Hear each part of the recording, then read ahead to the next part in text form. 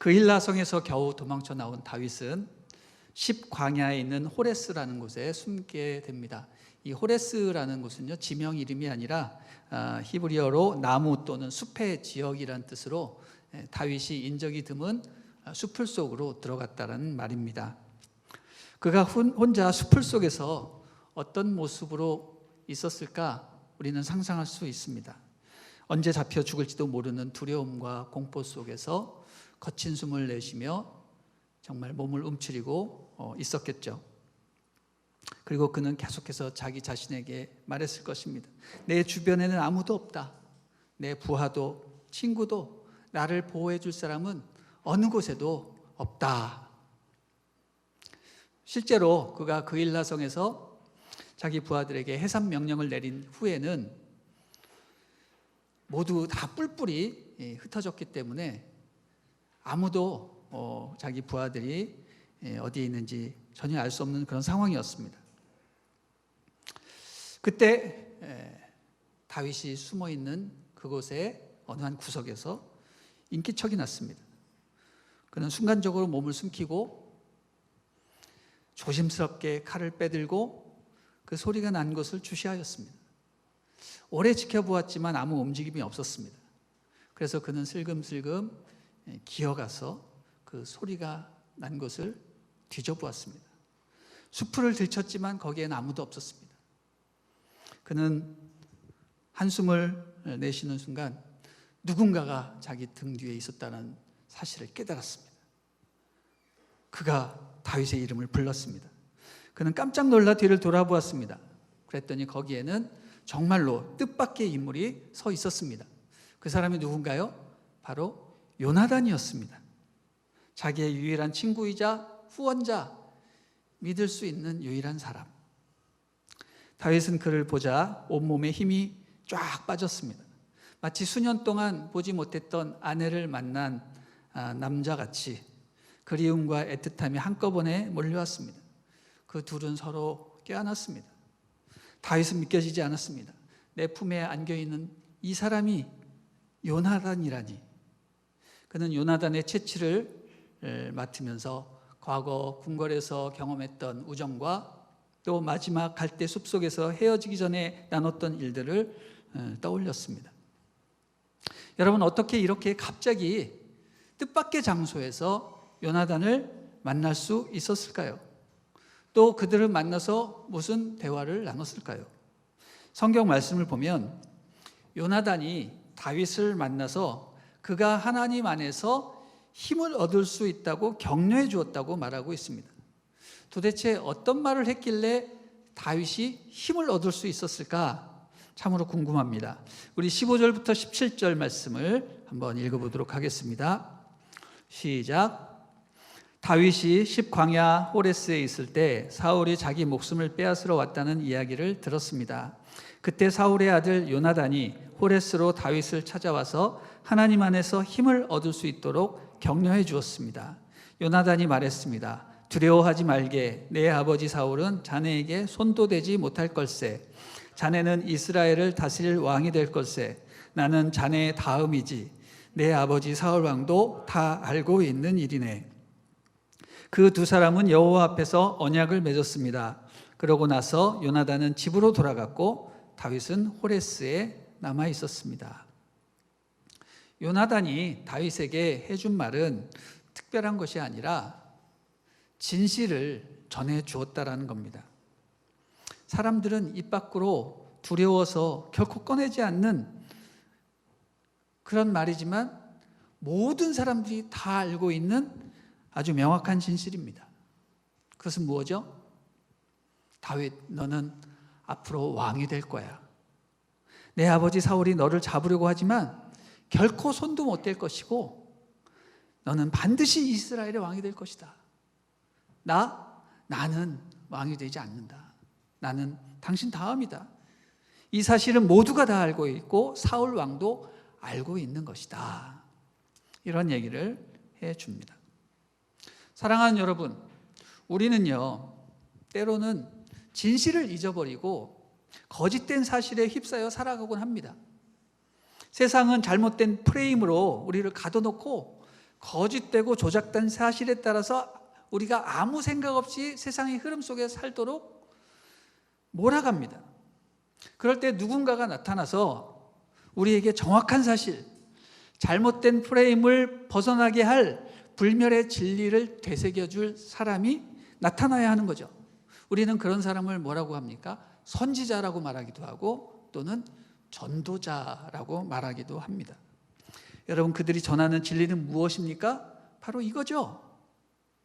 하나님은 당신을 사랑합니다. 이 세상의 악과 거짓된 세력은 결코 여러분을 해치 못할 것입니다. 당신을 통해서 하나님의 뜻은 반드시 이루어집니다. 바로 이게 영원 불멸의 사실이죠. 진리죠. 이 사실을 우리는 결코 잊어서는 안 된다는 것입니다.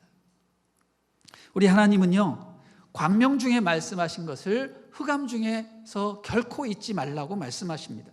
맞습니다. 우리 하나님은요, 은혜의 시대에 영광의 광채가 온 세상을 밝게 비추고 있을 때 우리에게 말씀하시는 분입니다. 그러므로 빛이 사라지고 어둠이 임했을 때 흑암 중에 결코 광명 중에서 말씀하신 하나님의 그 말씀을 잊어서는 안 되는 것입니다. 어떤 고난이 닥쳐와도, 어둠의 시간이 와도 은혜의 시간에 선포하신 그 말씀을 잊어버려서는 안 된다는 겁니다. 그런데 여러분, 또 하나 중요한 사실은 뭐냐면요, 우리 하나님이 광명 중에만 말씀하시는가? 그렇지 않다라는 겁니다. 우리 하나님은 언제도 말씀하십니까? 흑암 중에서도 말씀하시죠. 이것은 바로 예수님께서 증언하시는 겁니다. 우리 마태복음 10장 27절 말씀을 같이 한번 읽어보겠습니다. 시작. 내가 너희에게 어두운 데서 이르는 것을 광명한 데서 말하며 너희가 귓속말로 듣는 것을 집 위에서 전파하라. 자, 예수님이 뭐라 그러셨어요? 어두운 데서 이르는 것을 광명한 데서 다시 선포하라, 이런 말씀을 하십니다. 그렇습니다. 우리 주님은요, 어두운 데서 말씀하시는 분인데 사람들은 흑암 중에 하신 말씀을 광명 가운데 잊어버리는 성향이 있습니다. 바로 우리의 삶에 그 스포트라이트가 비춰지고 수많은 사람들의 박수갈채를 받으면 우리는 주님으로부터 받은 사명과 본질을 망각해버리는 존재라는 것입니다. 흑암 중에 말씀하신 것을 우리는 광명 중에 자꾸 까먹게 되는 거예요. 그러므로 우리는 늘 기도하며 흑암 중에서 말씀하신 하나님의 음성을 기억해야 됩니다. 저는 개인적으로 흑암 중에 말씀하시는 하나님에 대한 특별한 체험을 많이 합니다. 특히 새벽 기도 때마다 이것을 늘 경험하곤 하는데, 여러분, 기도란 무엇입니까? 기도에 대한 수많은 정의가 있지만 저는 기도란 눈을 감는 것이다 라고 말씀드리고 싶습니다. 여러분, 기도할 때는요, 뭐 눈을 뜨고 기도할 수도 있지만 눈을 감아야 되는 거예요. 이 눈을 감는다라는 것은 무슨 뜻이냐면 세상을 보지 말아야 된다는 겁니다. 세상을 바라보지 말고 눈을 감고 나에게 흑암을 주신 하나님을 묵상해야 됩니다. 하나님께서 이 어둠 가운데서 말씀하시도록 나 자신을 내려놓고 주의 말씀을 눈 감고 되새겨 보는 것입니다.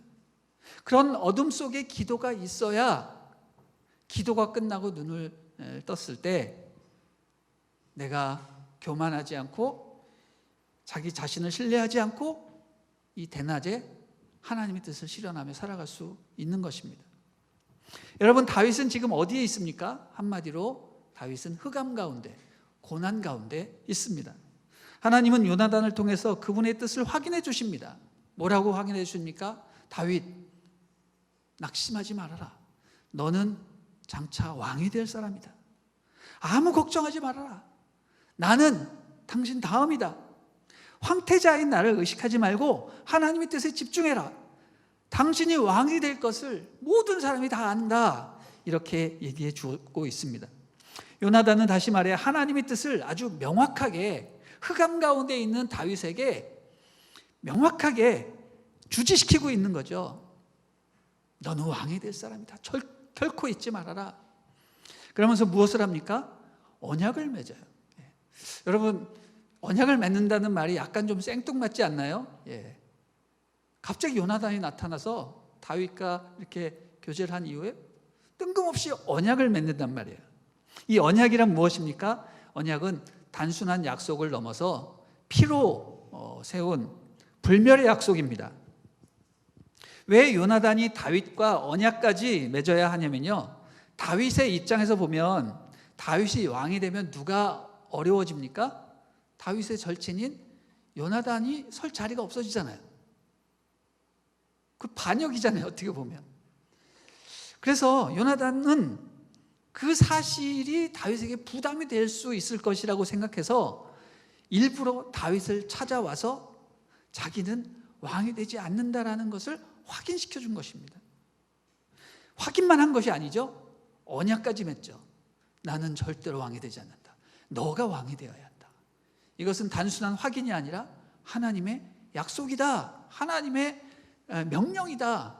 이렇게 약속을 맺어 준 겁니다. 그렇게 해야 다윗이 안심하고 왕이 될 수 있다고 생각을 한 거죠. 그리고 그 모든 언약을 맺은 이후에 요나단은 어떻게 됩니까? 그냥 갑자기 또 호련히 다윗을 남겨둔 채 집으로 사라집니다. 마치 영화의 한 장면처럼 요나단은 아무 설명 없이 나타났다가 다윗과 몇 마디 나누고는 또 호련히 사라집니다.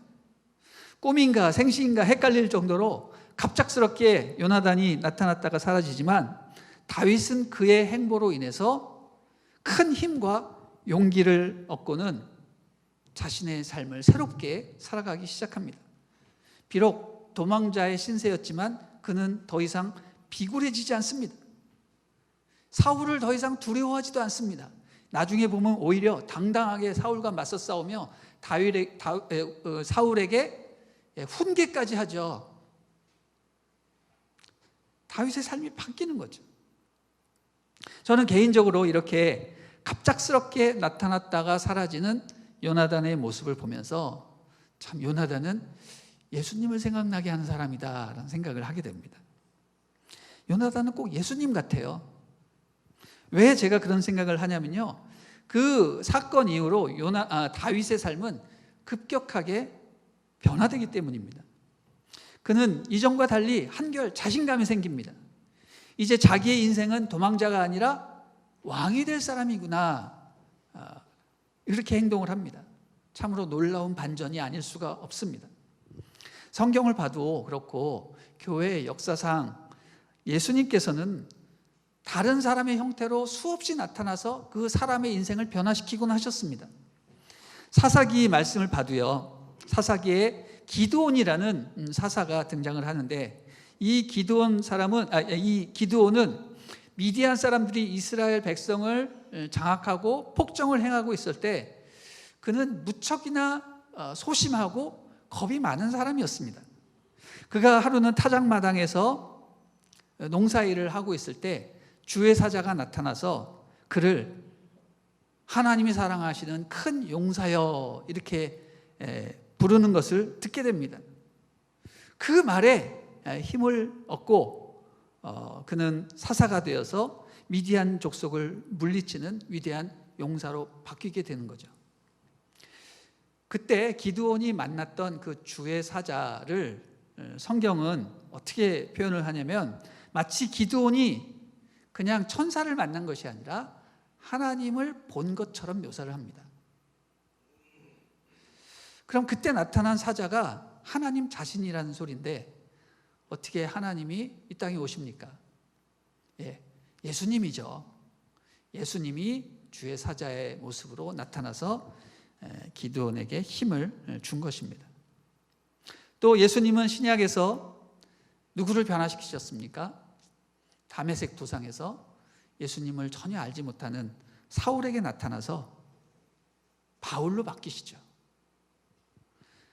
예수님을 핍박하는 사울이 예수님을 전하는 선교사 바울로 바뀌었습니다. 예수님을 만나서. 또 교회사를 보면요, 중세의 수도사 성 프란치스코가 있습니다.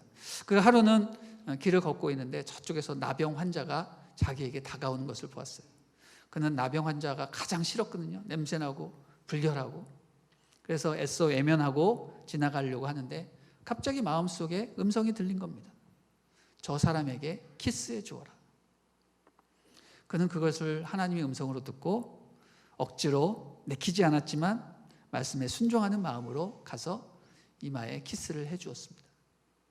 그리고 자기 길을 가는데 뭔가 이상해서 뒤를 돌아보니 그 나병 환자는 홀연히 사라지고 없었습니다. 그때 이 프란시스코가 깨닫습니다. 내가 만난 사람은 바로 예수님이셨구나. 예수님도 말씀하셨습니다. 너희가 지극히 작은 자에게 한 것이 바로 나에게 한 것이다. 러시아의 대문호 레오 톨스토이도요, 예수님께서 하신 이 말씀을 깊이 묵상하면서 소설을 하나 쓰게 되었습니다. 그 소설의 제목은 사랑에 있는 곳에 신이 있다.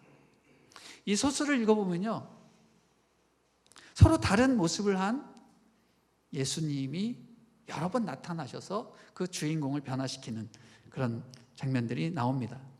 저는 이 소설을 어려서 읽고 깊은 감동을 받아서 저에게 국어를 하기 위해 나타나는 모든 거지나 불우한 사람들을 볼 때마다 저는 그런 생각을 하게 됩니다. 아, 이 사람이 예수님일 수도 있겠구나.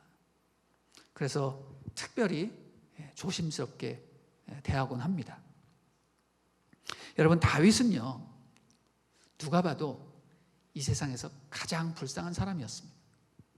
그는 죄를 짓지 않았지만 지명 수배범으로 낙인 찍혀서 목숨을 구걸하면서 여기저기 도망다니는 사람이었습니다. 아무도 그를 환영해주고 맞이해주고 보호해주는 사람이 없었습니다. 그의 심령이 지극히 가난해질 대로 가난해진 그가 어느 날 갑자기 숲을 속에서 숨어 있는데 누군가가 나타납니다. 그 사람은 자기의 절친 요나단이었습니다. 여러분, 참으로 신기한 것은요, 요나단이 어떻게 다윗이 거기 있는 줄 알고 찾아갔느냐는 것입니다. 사울이 그렇게 찾고 싶어도 찾을 수 없었어요. 근데 요나단은 그를 찾았습니다. 그리고 그를 만나서 격려해 주었습니다. 그리고 아무 일 없었다는 듯이 또 홀연히 사라집니다. 이게 진짜 과연 요나단이었을까? 꿈이었을까? 생시였을까? 그런 생각을 하게 되는 거죠. 이렇게 짧은 시간 갑자기 나타나서 한 영혼을 변화시키고 그를 살리고 용기를 줄 수 있는 분은 예수님밖에 없습니다. 그가 예수님을 만나는 그런 신적 체험을 하지 않고서는 이렇게 삶이 완전히 바뀌기는 어려운 것이죠. 설령 요나단이 예수님이 아니라 하더라도 최소한 그는 다윗을 만났을 때 예수 그리스도의 심정으로 그를 만났을 것입니다. 요나단이 가서 한 일이 무엇입니까? 다윗과 언약을 맺었다라는 거죠. 이 언약의 내용은 뭐예요? 너는 왕이 될 것이다. 너는 왕이 될 것이다. 여러분, 당신을 내가 왕으로 만들겠습니다. 이 언약은 무슨 내용이죠? 우리 너무 익숙하지 않습니까? 예, 이 언약은 바로 하나님께서 우리들과 맺으신 언약의 내용입니다. 우리 주님은 진실로 우리 모두가 하나님의 자녀가 되기를 원하십니다. 하나님의 자녀가 된다는 것은 우리가 왕 노릇한다는 거예요. 하나님이 이 우주를 다스리는 왕이시잖아요. 그럼 우리가 하나님의 자녀가 된다는 건 뭡니까? 우리가 다 왕의 직계 가족이 되는 거예요. 다시 말해 왕의 상속권을 우리가 받는다는 것을 말하는 겁니다. 그러므로 우리가 다 아는 그 유명한 말씀 있지 않습니까? 베드로전서 2장 9절 한번 같이 읽어보겠습니다. 시작. 너희는 택하신 족속이요 왕 같은 제사장들이요 거룩한 나라요 그의 소유가 된 백성이니 이는 너희를 어두운 데서 불러내어 그의 기이한 빛에 들어가게 하신 이의 아름다운 덕을 선포하게 하려 하심이라. 아멘. 예수님의 유일한 소원은 뭐냐면 우리가 왕이 되는 거예요. 요나단의 유일한 소원이 다윗을 왕으로 삼는 것인 것처럼 예수님도 우리를 왕으로 삼기 위해서 이 땅에 오셔서 우리의 죄를 사하시고 우리를 자녀 삼으시고 하늘로 올라가시며 우리에게 영원한 생명을 주시는 겁니다. 이게 바로 예수님의 역할이에요. 그러므로 요나단은 다윗에게 무슨 역할을 한 겁니까? 예수님의 역할을 한 거예요. 할렐루야. 이거는 정말 잠이 화들짝 달아나는 엄청난 소식인 겁니다. 사랑하는 여러분, 이 사실을 잊지 마시기 바랍니다. 우리의 삶이 아무리 어둡고 좌절되고 눈앞에 길이 보이지 않더라도 흑암 중에 말씀하신 것을 여러분 광명 중에 결코 잊어서는 안 되는 거예요. 나는 하나님의 사랑을 받고 있다. 나는 앞으로 하나님의 자녀, 곧 왕이 될 사람이다 라는 자부심을 결코 놓치지 마시기를 바랍니다. 예수님은 우리를 왕으로 삼기를 원하십니다. 택하신 백성, 왕같은 제사장, 그의 거룩한 나라가 되어서 그분의 기이한 빛에 들어가게 하신 이의 아름다운 덕을 선전하게 하시기 위해서 우리를 택하신 것입니다. 할렐루야. 아멘. 여러분, 오늘 말씀 보니까 우리가 하나님의 그 거룩한 나라가 돼서 결국 우리가 어디에 들어간다고요? 천국에 가는 건데 그 천국을 뭐라고 표현하죠? 그의 기이한 빛 안으로 들어간다라는 말을 하죠. 저는 이것을 삼위일체로 해석을 하는데 성부, 성자, 성령 하나님은요 서로 다른 분이지만 완전히 사랑으로 서로 교제하시면서 마치 자동차 타이어 휠이 있잖아요. 그 휠에 이제 축들이 있지 않습니까? 차가 서 있을 때는 축이 몇 개인지 다 보여요. 근데 차가 빨리 달리면 축이 안 보입니다. 그냥 원으로 보여요. 그런 것처럼 성부, 성자, 성령님은 사랑으로 완벽하게 서로 빠르게 교제하시기 때문에 막 빨리 회전하면 어떻게 됩니까? 하나로 보이는 거예요. 한 분이세요. 근데 여러분 물리학에서도 배우겠지만 회전이 빨라지면 뭐가 나옵니까? 빛이 나옵니다.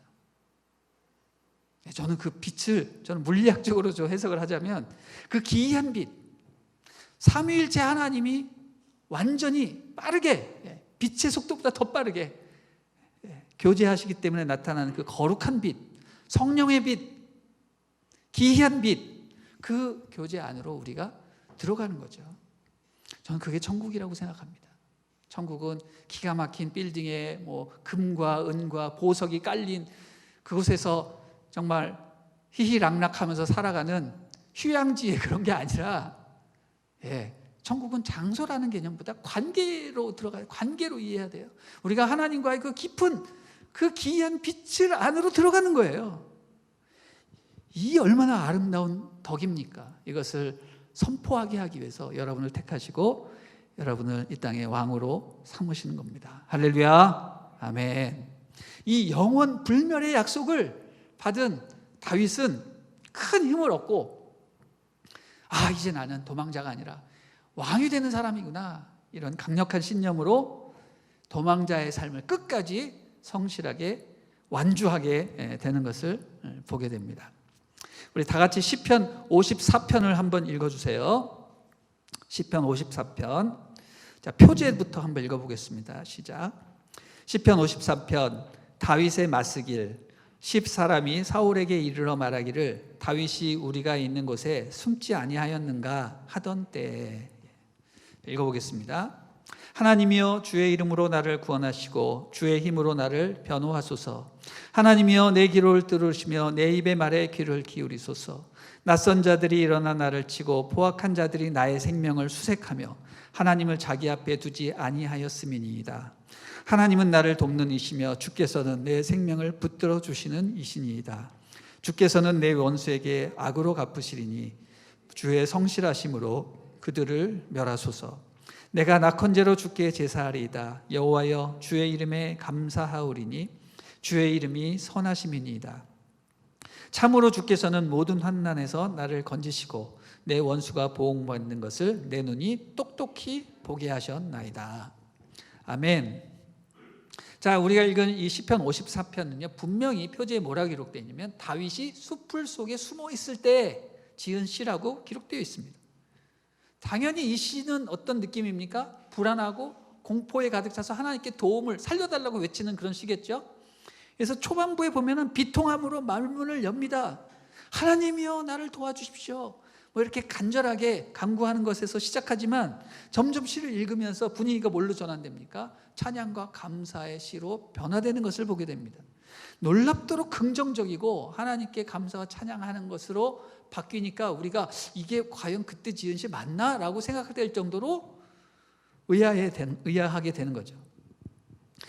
맨 마지막 7절 말씀 보면요, 뭐라고 되어 있습니까? 내 원수가 보응받는 것을 내 눈이 똑똑히 보게 하셨나이다.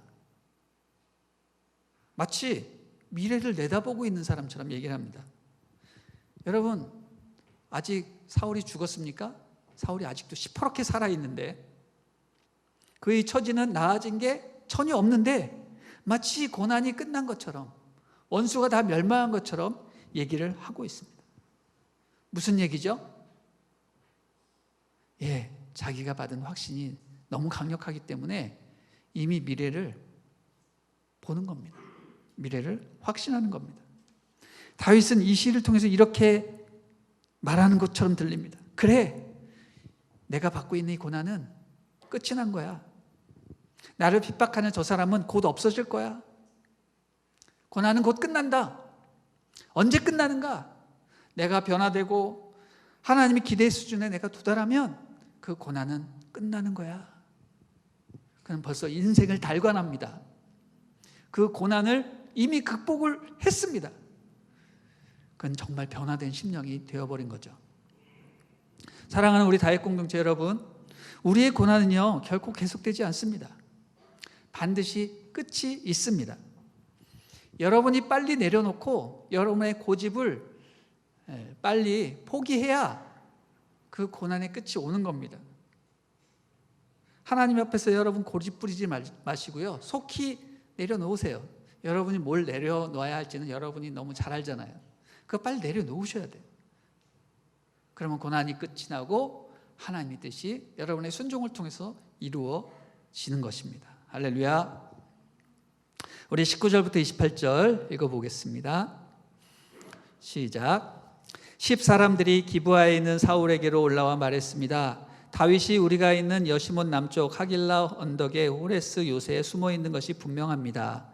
왕이시여, 이제 왕이 좋으실 때 언제든 내려오십시오. 저희가 다윗을 왕께 넘겨드리겠습니다. 사울이 말했습니다. 너희가 이렇게 내게 신경을 써주다니 여호와께서 너희에게 복 주시기를 바란다. 가서 더욱 단단히 준비하고 있으라. 다윗은 무척 교활하다고 하니 다윗이 대체 어디를 다니는지 또 누가 어디서 그를 보았는지 알아두라. 다윗이 갈 만한 은신처들을 모두 알아내고 정확한 정보를 갖고 내게 돌아오라. 그러면 내가 너희와 함께 갈 것이다. 만약 다윗이 그 장소에 있으면 내가 유다의 온 백성 가운데서 그를 사로잡을 것이다. 그리하여 그들은 길을 떠나 사울보다 앞서서 시브로 갔습니다. 그때 다윗과 그 일행은 여시몬의 남쪽 아라바에 있는 마온 광야에 머물러 있었습니다. 사울과 그의 군사들은 수색을 시작했습니다. 이 사실을 전해 들은 다윗은 바위 쪽으로 내려가 마온 광야에 머물렀습니다. 사울이 이 소식을 듣고 다윗을 쫓아 마온 광야로 들어갔습니다. 사울은 산지 한쪽 편을 따라가고 있었고 다윗과 그 일행은 사울을 피해 다른 한쪽 편으로 서둘러 도망치고 있었습니다. 사울과 그의 군대가 다윗과 그 일행을 잡으려고 에워싸며 다가올 때 전령이 사울에게 와서 말했습니다. 빨리 가셔야겠습니다. 블레셋 사람들이 땅을 모두 차지하려 하고 있습니다. 그래서 사울은 다윗을 쫓는 것을 포기하고 블레셋 사람들을 맞아 싸우려고 돌아갔습니다. 그리하여 이곳을 셀라 하마느곳이라고 부르게 됐습니다. 자, 다윗이 이렇게 하나님의 교제 안에서 믿음을 확고히 하는 동안 사울의 추격은 쉬지 않고 계속되며 이제 그를 추격하는 것이 사울의 군대만이 아니라 어디까지 확대가 됩니까? 다윗의 주변에 사는 사람들이 다윗을 본 것을 신고하는 지경에까지 이르게 되는 것을 보게 됩니다. 다윗이 숨어 있었던 10지역의 사람들도 다윗을 배반하고 사울에게 그것을 신고했습니다. 그들은 다윗의 위치를 정확하게 파악해서 사울에게 밀고 했습니다. 그 얘기를 듣고 사울은 이렇게 얘기합니다. 다윗이 무척 교활한 사람이니까 너희가 보고한 그 자리에 지금까지 있지 않을 것이다. 다시 가서 더 정확한 위치를 파악해라. 그러면 내가 군대를 보내서 바로 잡을 것이다. 이렇게 얘기합니다. 이에 10사람들은 사울보다 먼저 달려가서 다윗이 어디에 있는지 파악합니다. 그래서 알아내죠. 어디입니까? 여시몬 남쪽 아라바에 있는 마온 광야에 숨어 있다고 정확한 좌표를 찍어서 알려줬습니다. 그리고 사울에게 말합니다. 왕이시여, 이제 군대만 보내시면 사울은 당신에게 있습니다. 저희가 그를 넘겨드리겠습니다. 하하하. 아주 비열한 그 웃음소리를 듣는 것처럼 아주 생생하게 말하고 있습니다. 그러나 천만다행히로 다윗이 이 사실을 어떻게 알았는지, 하나님께서 알려주셨는지, 누구를 통해서 알게 되는지 천만다행으로 미리 그 사실을 알고 몸을 피합니다. 또 언제 붙었는지 다윗의 일행도 다윗과 함께 다윗 쪽으로 내려갔다라고 기록을 하고 있습니다. 이윽고 군대가 들이닥쳤습니다. 그리고 서로 쫓고 쫓기는 그런 숨막히는 구도가 전개가 됩니다. 여러분, 얼마나 급박한 상황이냐면요, 바위 하나를 두고 이렇게 서로 뺑뺑이 도는 거예요. 사울 군대가 이렇게 내려오면, 시계 방향으로 내려오면 다윗도 시계 방향으로 막 도망가는 거예요. 여러분, 이런 상황에서는 어떻게 해야 됩니까? 누군가가 걸음을 딱 멈추거나 반대 방향으로만 돌면 그냥 만나는 거예요. 끝나는 거예요. 정말 손에 땀을 쥐게 하는 그런 추격전이 벌어지고 있습니다. 이런 일촉즉발의 상황을 다윗은 어떻게 이겨낼 수 있을까 궁금한 거죠. 도대체 어떻게 여기서 빠져나갈 수 있을까? 어떻게 빠져나갑니까? 그때 갑자기 사울의 전령이 나타나서 급보를 전합니다. 왕이시여, 큰일 났습니다. 블레셋이 쳐들어오고 있습니다. 당장 가셔야 되겠습니다. 사울은 분통해하면서 이를 갑니다. 이야, 조금만 더 가면 잡을 수 있었는데, 안타까워하면서 그 군대를 철수시키고 하는 수 없이 그 자리를 뜨게 되죠. 이렇게 해서 다윗이 살아난 것입니다. 몇 주 전에 설교 때 한 말이 생각이 나시죠? 하나님은 다윗을 결코 사울에게 넘기지 않으셨습니다. 하나님은 여러분을 결코 사단에게 넘기지 않으실 것입니다. 우린 그 사실을 믿어야 됩니다. 아무리 위급하고 이러다가 죽는 거 아닌가, 잡히는 거 아닌가 생각할지 몰라도 하나님은 결코 다윗 공동체를 사단에게 넘기지 않으신다라는 겁니다. 바위 하나를 두고 다윗의 운명이 갈려진 겁니다. 바위 하나를 두고. 그래서 그 바위의 이름을 뭐라고 했어요? 셀라 하마느곳이라고 했죠. 이 말의 뜻은 뭐냐면 분리하는 바위란 뜻입니다. 운명이 갈린 바위란 뜻이에요. 하나님의 도우심이 드러나 있는 그 바위이기 때문에 오늘날까지 그것이 기념비로 전해지고 있는 것입니다. 자, 여기까지가 오늘 본문인데, 저는 오늘 이 본문을 통해서 두 가지 교훈을 여러분과 나누고 싶습니다. 첫 번째로, 우리는 이 말씀을 들으면서 어떤 교훈을 얻게 되는가? 우리가 주변에 힘들고 지친 영혼들을 요나단이 다윗을 찾아가는 것처럼 직접 찾아가서 격려해주고 힘을 더해줘야 한다라는 것입니다. 어떻게 하는 것이 그들을 격려하는 것이 될까? 요나단처럼 직접 찾아가서 하나님의 말씀으로 그를 힘있게 하는 것입니다. 기도해주고 말씀으로 위로해주는 것입니다. 여러분, 이것을 뭐라고 하죠? 신방이라고 합니다. 신방. 우리 목회자들이 성인 공동체에서 늘상 하는 게 바로 신방입니다. 바로 우리 다윗 공동체에도 이 신방의 문화가 꽃 피워야 되겠다, 그런 생각을 하게 됩니다. 여러분, 우리 지체들끼리 만날 때 교회에서 만나는 것도 중요하지만요, 여러분의 가정에서, 집에서, 학교에서, 직장에서 이렇게 만나는 게 되게 중요합니다. 여러분, 가능하다면 되시는 분은 자기 집을 오픈하세요. 자기 방에 우리 순 식구들 데리고 오세요. 그리고 순 모임 집에서 한번 해보세요. 그러면 분위기가 확 바뀔 것입니다. 저희가 순조직을 4명으로 바꾼 이유가 있습니다. 코로나 때문에 불가능하다고 생각할지 모르겠지만 다 그거를 가능하게 하기 위해서 4명 조직으로 바꿨습니다. 이제 곧 있으면 여러분들 이제 백신도 다 맞게 되실 텐데, 백신 접종이 시작되고 집단 면역 체제가 확립이 되면 우리가 자유로운 신방이 가능하게 될 것입니다. 이 다육 공동체 신방 문화가 정착이 되면 우리 공동체는 정말로 훈훈하게 사랑 넘치게 변화가 될 것입니다. 두 번째로 깨닫게 되는 것은 18절 말씀 보니까 18절에 두 사람이 언약을 확인한 후에 요나단은 떠나고 다윗은 계속 호레스에 거했다고 이렇게 기록이 되어 있습니다. 저는 이 구절을 읽으면서 참으로 깊은 인상을 받았습니다. 요나단은 떠나갔어요. 근데 다윗은 여전히 그 현재의 삶 가운데 남아있는 것입니다. 저는 거기서 깨닫습니다. 아무리 요나단이 나타나서 다윗을 위한다고 여러 가지 액션을 하고 언약을 맺고 하지만 어떻게 돼요? 요나단이 계속 평생 남아있으면서 다윗 노릇을 할 수는 없는 노릇인 겁니다. 마찬가지로 예수님께서 우리에게 나타나셔서 우리를 위로하시고 언약까지 갱신하지만 결국 뭐예요? 예수님이 우리 대신 살아줄 수는 없는 거예요.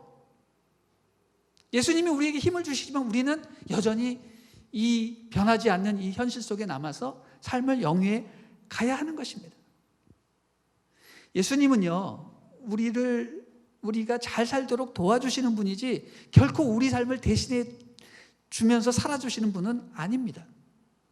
예수님은 떠나시고 결국 우리 자신이 여기 변치 않는 세상의 현실 속에서 혼자 남아 있어야 되는 거예요.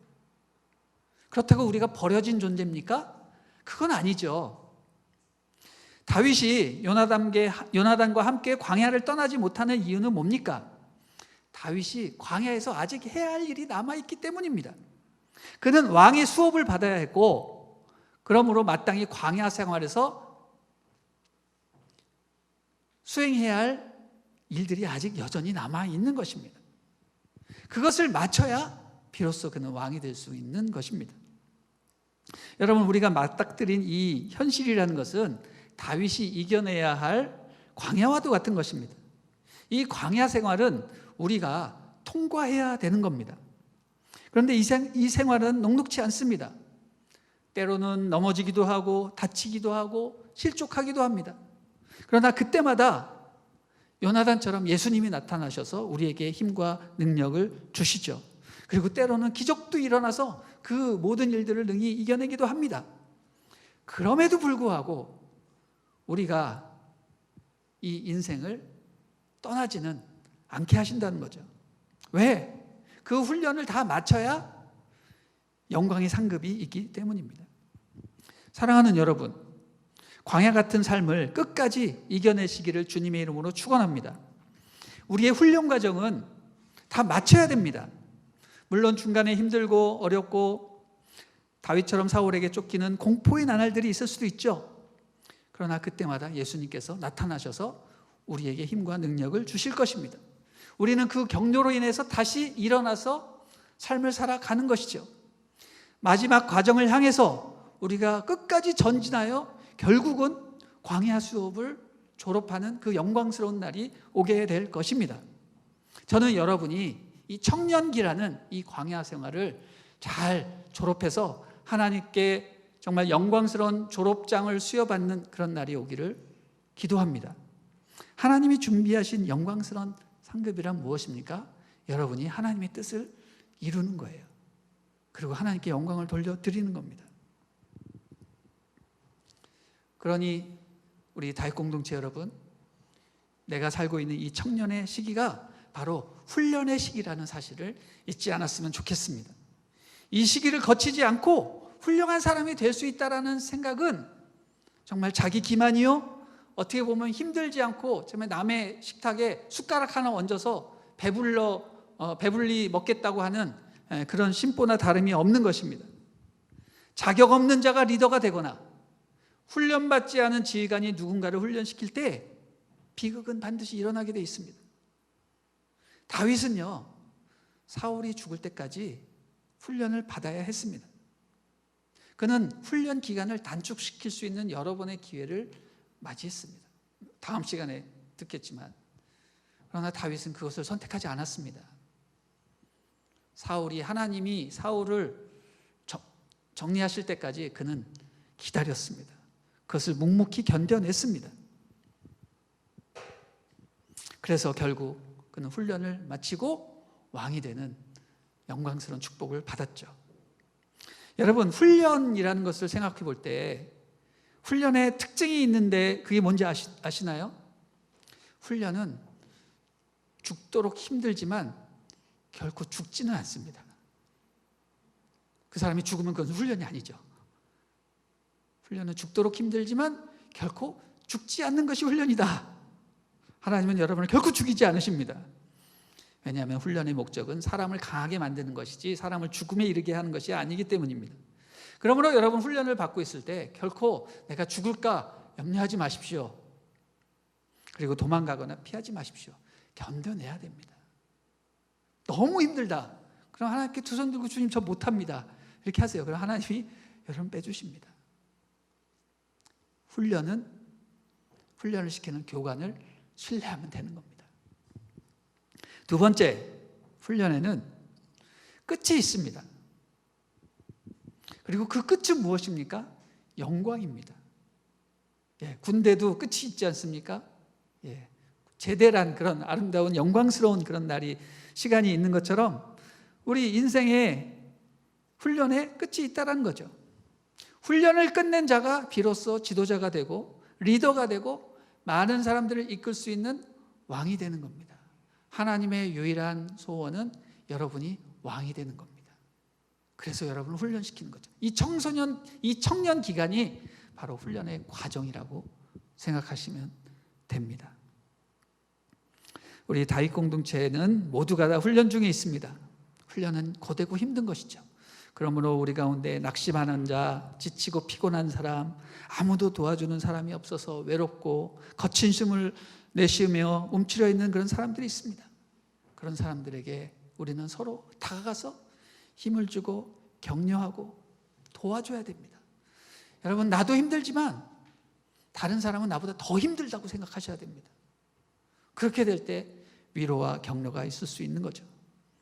그래서 우리는 서로 함께 짐을 져야 되는 겁니다. 서로 보살펴야 됩니다. 그러는 가운데 싹 트는 것이 바로 전우회입니다. 전우회. 이 전우회는 죽을 때까지 잊지 못하는 그런 특징이 있습니다. 바로 이 전우회를 키워내는 것, 이것이 바로 훈련의 목적입니다. 이런 삶을 살아가면서 우리는 평생 잊지 못할 동역자를 얻게 되는 것이죠. 사랑하는 우리 다윗 공동체 여러분, 이 영적인 훈련이라는 이 청년기를 겪으면서 우리가 사람을 세우고 또 사람을 일으키고 또 영혼을 건지는 그런 일들을 통해서 우리 모두가 다 훈련을 마치고 하나님 앞에 왕같은 제사장이 되어 그 거룩한 덕을 온 천하에 증거하는 그런 귀한 다윗 공동체가 되기를 주님의 이름으로 축원합니다.